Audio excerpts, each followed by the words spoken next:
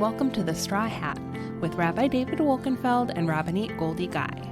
We are the official podcast of Anshe Shalom B'nai Israel Congregation, an Orthodox synagogue in the Lakeview neighborhood of Chicago, Illinois. We're recording this on Monday, the week of Purim, so there's a lot of excitement and energy and thoughts about celebrating Purim this week, but not for the first time. Purim is coming at a time of great anxiety and fear and sadness as we're absorbing the news hourly from Ukraine. And it's heartbreaking news that literally every hour is like some new piece of heartbreaking news that occurs. And also really scary news, because as sad and devastating as the destruction has been, the potential exists for things to get much, much worse, and even in ways that impact us, that could impact us directly, God forbid. So we want to take some time at the beginning of the podcast just to talk about how we've been thinking about some thoughts we've had about the war and how we can be supportive and what it means, like what Jews ought to do at a time like this and how we should think about things. One interesting little debate that is both an internal debate that we've sort of felt within ourselves and also a debate actually happening among people is the propriety and wisdom behind rabbinic delegations to sites of refugee settlement in Poland, and I know in Vienna and Moldova and all sorts of places where surrounding Ukraine, where there are right now, I think there must be a lot of important rabbis are in Poland right now doing refugee resettlement. A big delegation from Federation New York went Motzei Shabbat, and they're in Poland right now. I'd say the conversation is like, what's the most useful way of showing up, right? We all know we want to show up in some way. We're all feeling a pull of how do we support the people who are directly in crisis, who are vulnerable and innocent, and we want to help them. So how do we show up? And there are different ways of showing up. Some people feel like the most important way to show up is actually in person on the front lines. I know certainly that's the ethos that was taught to us from Rav Avi Weiss, right? Like the first thing you do is try to show up. And then you ask, where am I needed, right? Like, how can I help on the ground? Yeah. And that's been his ethos. That's what he feels a rabbi has to do. And I think he feels that's what a Jew who has a heart, shows up where people are suffering and tries to be helpful. I think. And so we're seeing our colleagues do that, I think, in that vein. The counter argument, which I think has also targeted him, I think, over the decades, has been, you're not always helpful. If there's any bed that you're sleeping in is a bed that's not available for a refugee. Any meal that you eat is a meal that's not available for a refugee. And your skill set might not be applicable in a disaster zone, in a place of an ongoing humanitarian crisis. It's not necessarily true that you can be useful, although, I think that's a debate that's can't be resolved. I think it really depends on what your skill sets are and how acute the crisis might be and where you tend to show up. I think what's different and really positive about this current, I guess my closest people I know who are in Poland right now, they are they had an organized trip organized by Federation.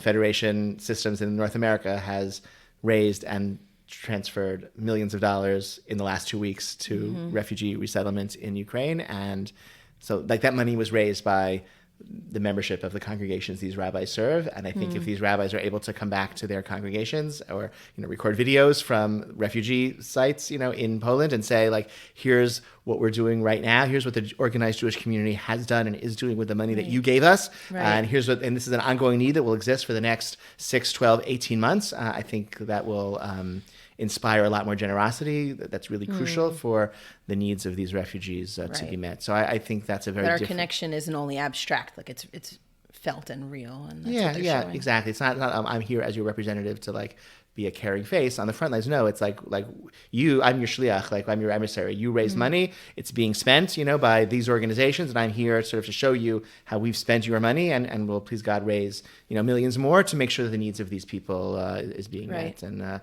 I think that seems like very, it's tachless. It's I trust Federation to know how to raise money, and if they feel that deploying rabbis, in Poland to be able to report back about how what the needs are and how the needs are being met, right. And you also mentioned that they're providing can also be pastoral care on the ground. Correct. Connect and showing the face of American Jewry and saying we care about you, and here's our expression of caring about you. You also mentioned how it might be creating connections to the American Jewish community for the future. Right, exactly.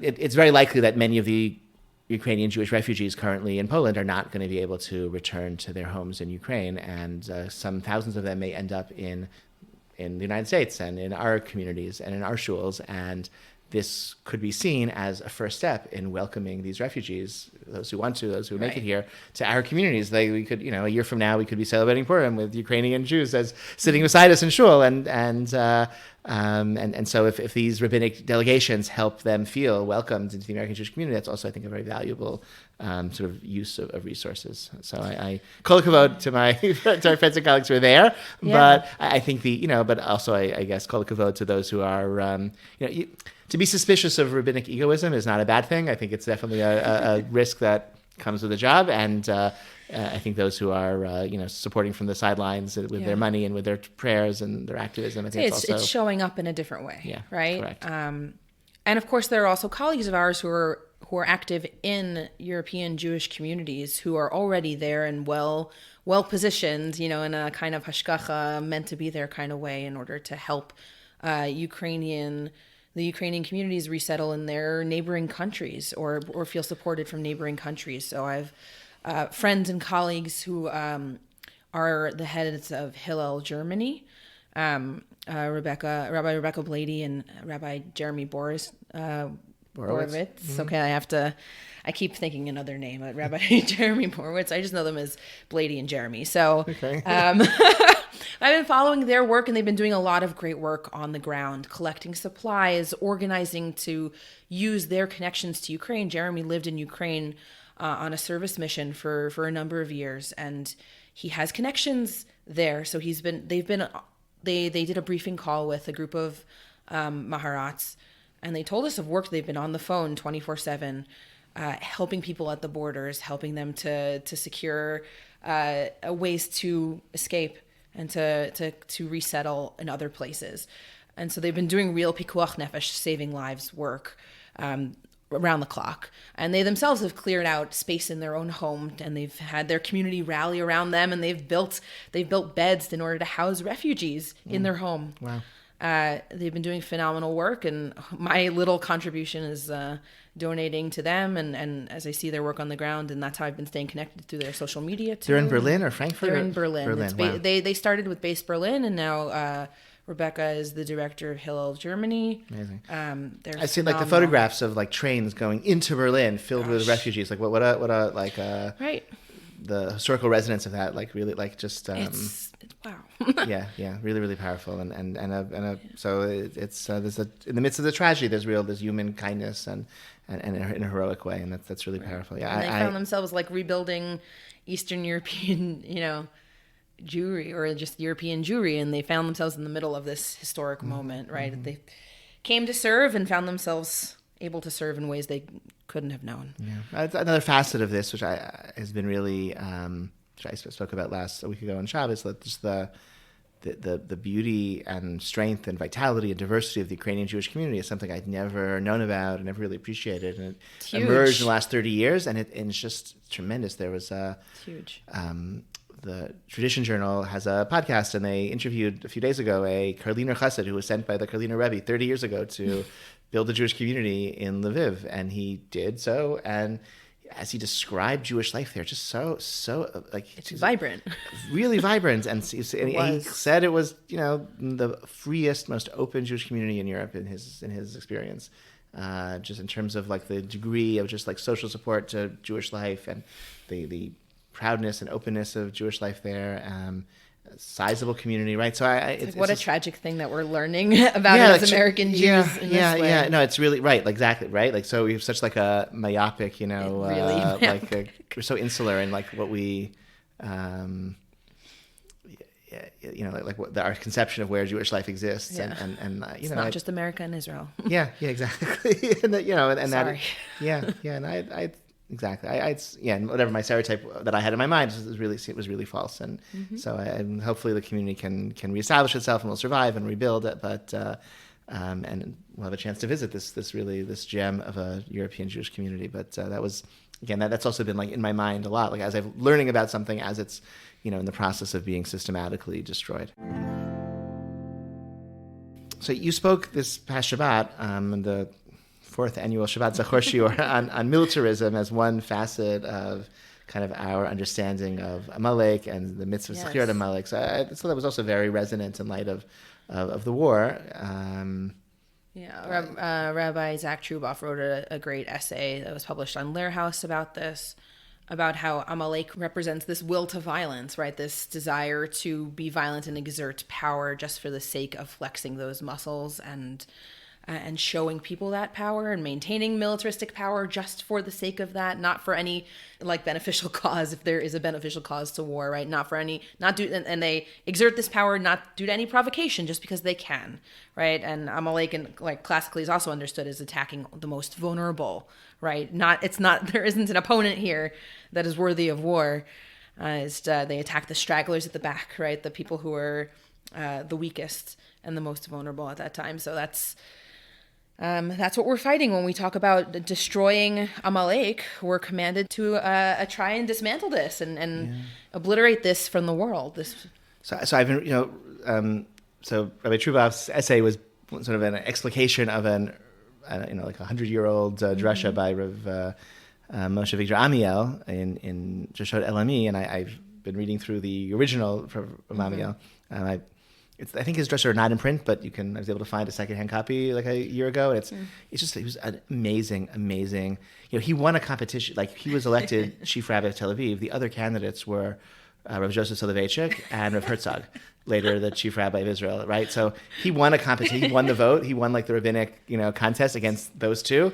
So and it's like obvious to me why, like because his drasha are just phenomenal. I read excerpts in Rabbi Truboff's essay. It's really they're on Hebrew. You can get them on HebrewBooks.org, and maybe you can find secondhand copies from time to time. I think it's really great. Get your hands on if you read Hebrew, like Rav Amiel's drasha are phenomenal, really beautiful. So he explains that you can't fight militarism with military aims, right? Because that just strengthens the forces of militarism in the world if you confront it violently. So in the Torah, Amalek is like, what is it that, like, it's Moshe with his hands raised, like that's what gives us the inspiration to confront it. Right. When they believed in God, when their faith was strengthened, right? You talked about that. There's a Ketav La B'Sefer, write it in a Sefer. So Rav Amiel's drasha is called Sefer V'Sayif, right? Which is an image in the Midrash of like the book and the sword. And these are like the two, like either we like rally around the book and the values of the Torah, or we are then victims of the sword, and that's like our way. And so the only, like if in confronting militarism, we kind of adopt its own, like that ethos itself, then we can never be victorious over it. And that's something that's a very, I'm sort of grappling with because I really, in a way that's unusual for me, I just find myself like, I just like feeling like very, like violent thoughts. I read the news, I want to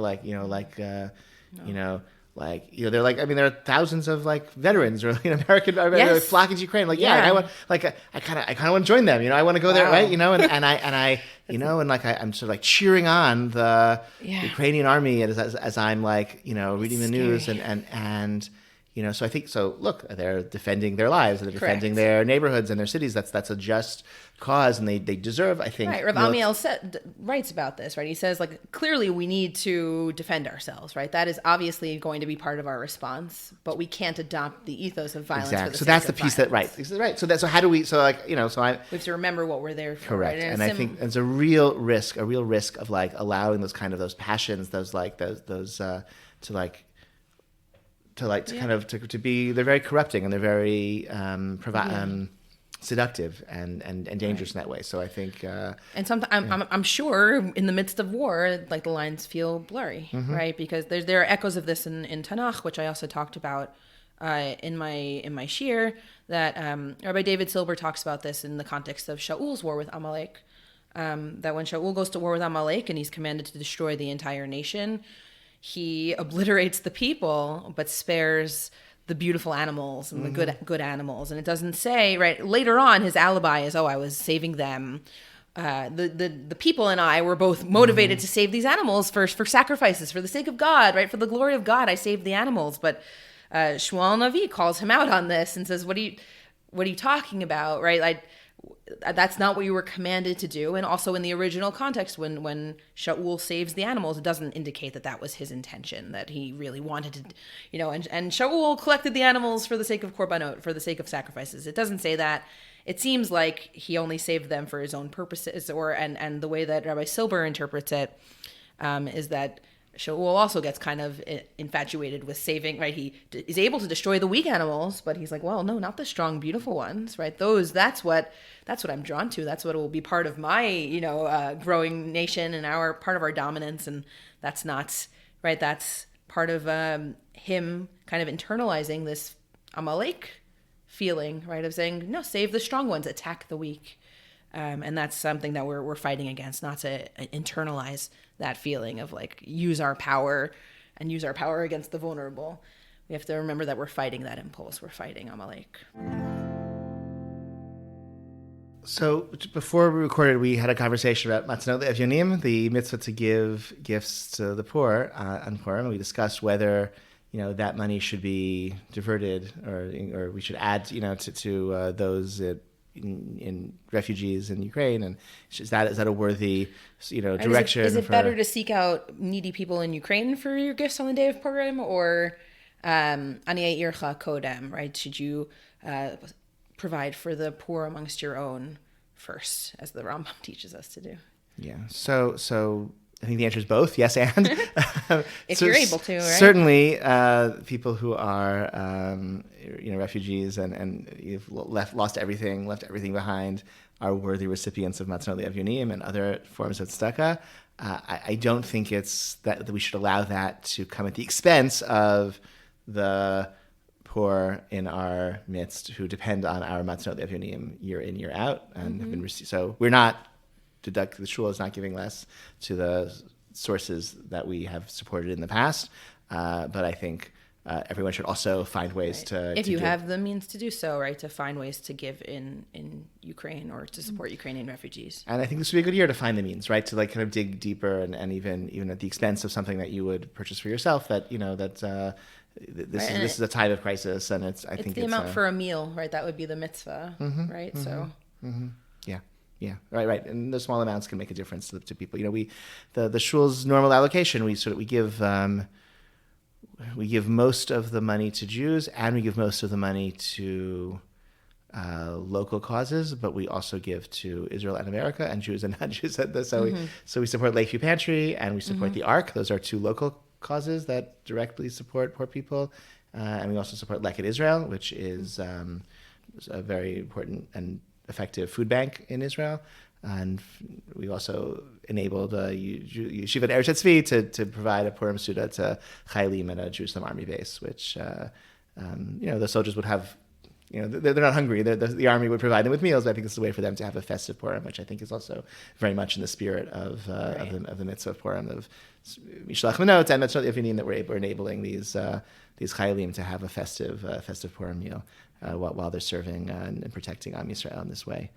But there are many, many ways. The shul shared a list of resources. Not that anyone needs the shul to provide. I'm sure everyone gets emails and lots of solicitations on their own, but we shared a list of agencies that are doing really important work in Ukraine. I gave a donation to Federation and their special Ukraine fund. They have a massive operation in Ukraine before the war, currently in Poland, settling refugees, sustaining Jewish life, and they were able to, because they're existing and large, they're able to kind of just transfer money and send it along without overhead. I also gave a small donation to the Chabad Shluchim in Zhytomyr in Ukraine, who are my cousins through marriage. So when I saw the name, my grandmother married a Lubavitcher Chassid late in life, and so I knew her as Mrs. Wilhelm. And so every time I hear about one of the Lubavitcher Wilhelms, I feel a special connection, because that's the family my grandmother married into. So cool. So it's a very illustrious Chabad family. They have shluchim all over the world, including in Zhytomyr. So are they okay? It's they're working and getting people out and as they can. They're staying to do that. I as of a week ago, I gave them money. They were there. I don't know where they are right now. I'm not sure if they're still there, if they're trying to get. I think people are staying as long as they can, and then they're leaving when they have to. I think that's sort of, but it's not so easy to get out anymore. It's for many of these cities. So definitely not easy. received an interesting Purim shaila that I think I know the answer, but we can sort of discuss. Weigh in, comment below. Well, don't comment. It'll be too late by the time you listen to this. But don't. I got an email from somebody who's traveling from Europe to Yerushalayim on Purim Day, or on Purim night, actually, on the 14th of Adar, and moving to Yerushalayim to an apartment he's subletting for a period of time. So on the 14th, like when at nightfall on the 14th, he'll be, I guess, in the airplane, and he'll land in Ben Gurion at night on Purim, when you would think, okay, he has the mitzvah to hear the Megillah because it's Purim night, and here he is, off the airplane, should find a Megillah reading, late at night. But actually, he's traveling to Yerushalayim, and Yerushalayim is Purim on the 15th, on Shushan Purim. So maybe since he'll get to Yerushalayim where he'll actually spend the night, maybe he just observes Purim the next day, and he would, sort of not have to, get an extra day to sleep it off, rest of his trip, and then celebrate Purim. So I think we were both sort of in agreement that seemed to be the more reasonable course of action. It's sort of complicated because he doesn't yet have a home in Yerushalayim, and he's going to be. But he will have a home that he's renting in Yerushalayim, starting. Well, he won't be there until he gets there. Meaning, it's not his until he gets there, right? I mean, he's like arranging. Until he gets the keys, kind of thing. I don't know. Like he's arranging. It's like a chametz kind of. Yeah. So he didn't like sign. I don't think he's signing a lease. It's a very. I think it's an informal sublet from a guy he knows. So sure. So he'll show up at the apartment at like midnight, on the 14th of Adar, and then he'll like move in with his suitcase and spend the next couple of weeks there. So. It's not like his apartment right now in any, like it sort of is, right? Because he agreed to sublet it, but it's not actually his now. He's not a Yerushalayim resident when Purim starts, and he'll be like, off the airplane walking around Ben Gurion Airport as a Jew on Purim night, maybe as a chiyuv to. But he's not planning to sleep there. Yeah, so maybe we could say he has a chiyuv. Or eat there. He has a chiyuv to hear the Megillah, but he gets into the. I don't know. What do you call it? The. Like the airspace. No. He gets into the Nesher, once he he gets into the airport taxi. Yeah, and then once he gets into, so he has a chiyuv to the Megillah, but once he crosses the boundary in Yerushalayim, his chiyuv goes away and he goes to sleep. So he has a chiyuv, he doesn't fulfill it, but it goes away and he has a new chiyuv the next day once he reaches Yerushalayim. So what's the problem? That sounds reasonable. Yeah, I think so. That's. I don't know, I made you a little more due diligence on this beyond the conversation, but it seems to me that he wouldn't, like it would be obvious if he already had the residence in Yerushalayim. If he spent the day outside Yerushalayim, he doesn't hear Megillah, he can go back to home and hears Megillah on Shushan Purim. That would be obvious. And if he was spending the night outside of Yerushalayim, then I think also it'd be, hasn't yet moved to his new apartment, it would be also, I think, be obvious that he would, I think so too. Like hear the Megillah on the 14th like everyone else rather than on the 15th. So here it's like a little complicated because he's like a Jew in the world outside Yerushalayim on the 14th, but not actually going to bed until he's in a home that is his in Yerushalayim. So it's a little more complicated, but ultimately I think it's like Ben Yer Shalach LeKrach or Ben Krach Shalach Le'ir, right? I think like that's the parallel. There must be just like an explicit. I think the halacha. We were talking about this before I've looked it up, but I think the halacha is that it's based on where you're sleeping. I think here it's a little bit more complicated because he's not obviously a ben krach or a ben, right. It's not like what is it like on the 14th. He's a resident of non-Yerushalayim, right? That's where he woke up in the morning, not in Yerushalayim. He hasn't yet moved to his new house yet, so he's moving on Purim. Like that's why it's like the day that he's becoming a resident of Yerushalayim is the 14th of Adar. That's the piece which I don't think is in the Shulchan Aruch, right? So I think that's why it's a little more complicated. But good question. Yeah, so I think I think for future, anyone listening to this, don't schedule your moving date for Purim. I think that's probably if you can. Probably makes it more complicated. Yeah, probably because but I think he should. I think this guy is going to be okay. Yeah. Wanted to take a moment just for everyone listening to try to raise awareness of the fact that the Shul's Hospitality Committee has shared and is sharing a Google Doc for people to add their names and contact information if you are willing to be asked to host a guest in the coming weeks. We've been getting more inquiries. We're getting a lot of inquiries. There are, especially at this time of year, it's people who've been admitted to graduate school of one kind or another, and they are trying to decide if they're going to move to Lakeview, if they want to go to grad school here, they want to visit for Shabbos while they're seeing their potential new schools. And after 2 years of really like not having any formal hosting through the shul, we're really, we're trying to revive a committee that would, obviously you sign up, you add your name, you're not committed to hosting any particular week, but in theory you would have somebody stay the night at your home for Shabbat, or and or you would host somebody, a guest at your meal. And if we have like a nice cadre of hosts, we can then once again like be able to provide that. I mean, ultimately, like I think you should, a birthright as a Jew is to be able to go to any Jewish community in the world and find Shabbos invitations. That seems to me like a important, and it'd be nice if we could provide that again as a community. So please, if you're listening to this and you haven't already done so, please sign up if you're able to. Again, no commitment for any particular week, but if you sign up, you'll be asked, okay? that you'll be asked, and